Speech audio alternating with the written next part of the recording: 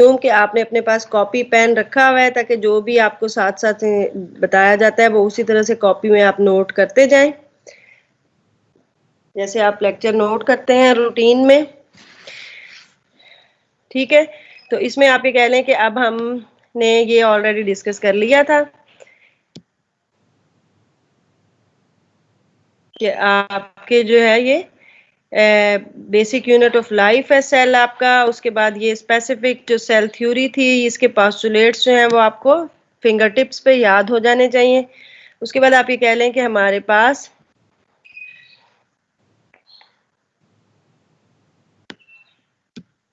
Just moment, ठीक है, आप ये कह लें कि हमारे पास जो है ये हमने ऑलमोस्ट डिस्कस कर लिया था कि ये आपको हम एक्टिविटीज जो हैं वो डिस्प्ले भी कर देंगे वीडियो से।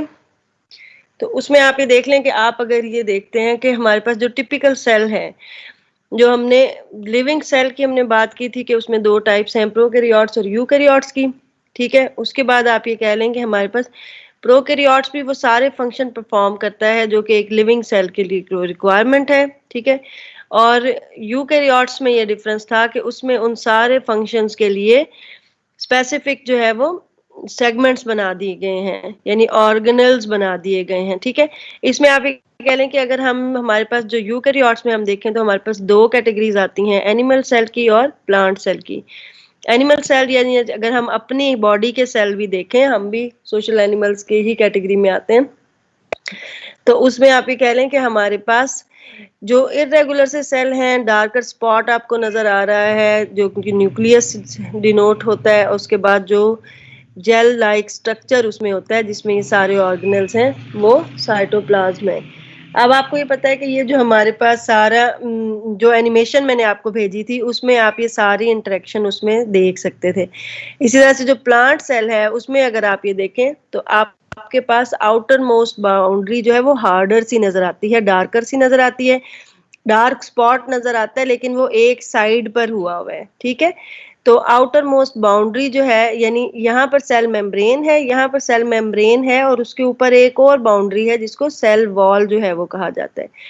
तो इसमें अगर आप ये देखें तो हमारे पास जो सेल वॉल यानी एवरीथिंग आप ये कह लें कि जो भी सेल में से पास होनी है, सेल से आउटर यानी एग्जिट पे जाना है या एंट्री होनी है, it have to move through the cell membrane. ठीक है, इसके लिए हम इसको सिलेक्टिव परमिएबल मेम्ब्रेन करते हैं या सेमी परमिएबल। परमिएबिलिटी होती है कि किसी चीज में से कोई जो पास आउट हो सके मटेरियल, तो उसमें आप ये कह लें कि हमारे पास ये सारा material as it is pass नहीं हो सकता, यानी यहाँ पर एक चेक रखा हुआ है, उस चेक की वजह से हम इसको जो है वो सेमी परमिएबल मेम्ब्रेन कहते हैं। ठीक है, इसमें अगर हम आप यहाँ पर देखते हैं कि ये प्लांट सेल हमारे पास है, तो प्लांट सेल में आप ये देख रहे हैं कि मेजर जो ये सारा एरिया है ये वैक्यूल का है। वैक्यूल जो है वो एक स्पेसिफिक ऑर्गेनल है।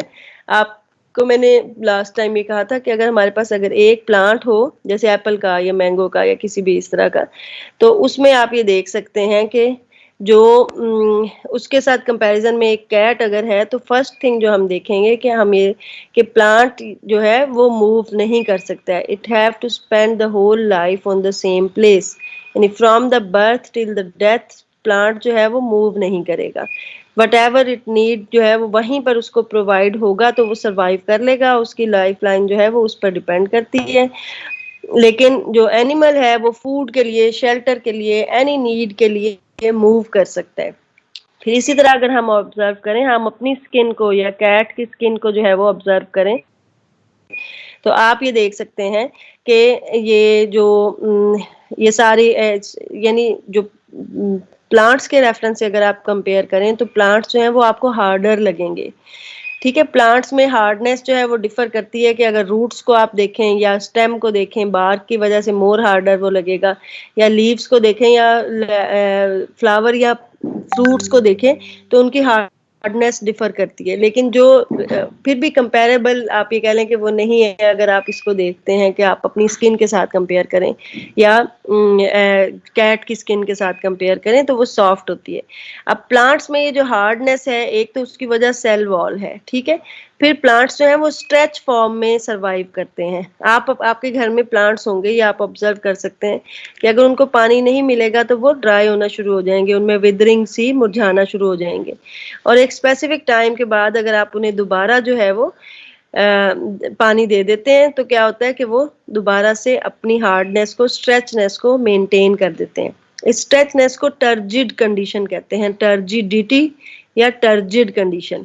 अब वो जो टर्जिड कंडीशन है ना, वो वाटर कंटेंट्स की वजह से है, और वो वाटर कंटेंट्स अलोंग विद आप ये कह लें कि मिनरल्स और सॉल्ट्स, या आप ये सारा इस वैक्यूल में प्रेजेंट होता है।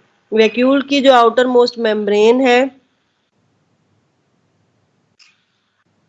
उसको हम टोनो,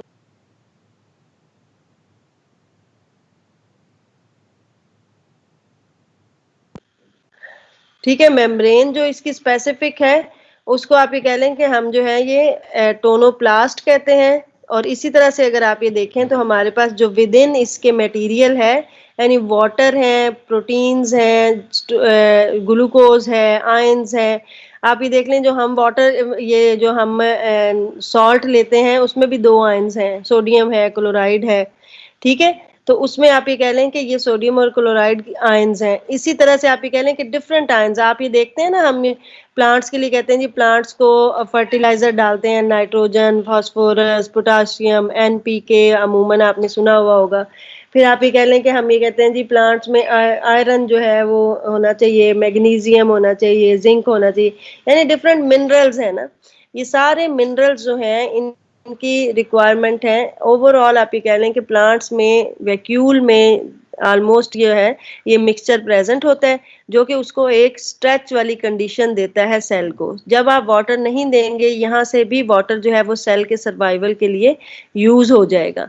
और जैसे ही हम वाटरिंग करेंगे तो ये यहाँ पर जो वाटर का बैलेंस है उसको मेंटेन हो जाएगा, और वो सारा का सारा जो स्ट्रेच है वो दोबारा से मेंटेन हो जाएगा। ठीक है, तो इस सारे में अगर आप ये देखें तो हम ये देखते हैं कि आउटर मोस्ट जो हमारे पास बाउंड्री है वो सेल वॉल की है इस केस में, ठीक है। फिर इनर आप ये कह लें कि हमारे पास जो लाइन है ये यहाँ पर आपको नजर आ रही है, ये सेल मेम्ब्रेन की है। यानी आपके पास जो सारा सेलुलर मटेरियल है वो सेल मेम्ब्रेन से ही जो है वो कवर हुआ है, यानी just upper to the cell organelle और साइटोप्लाज्म आपके पास सेल मेम्ब्रेन ही है, ठीक है।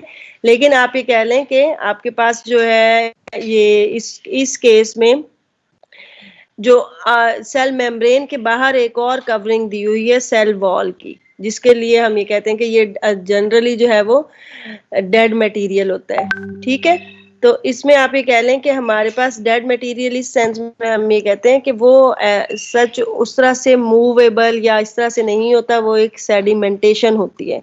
जो ये सेलुलोज, हेमी सेलुलोज और जेल लाइक ही मटेरियल होता है, पेक्टिन, उसकी वो सारी की सारे वो सारा मटेरियल यहाँ पे होता है।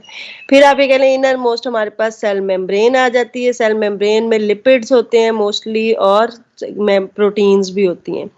उसके इनर अगर हम देखें, जैसे ये वैक्यूल है, वैक्यूल की वजह से जो न्यूक्लियस है वो साइड पर चला गया हुआ है, ठीक है। जस्ट मूवमेंट बेटा।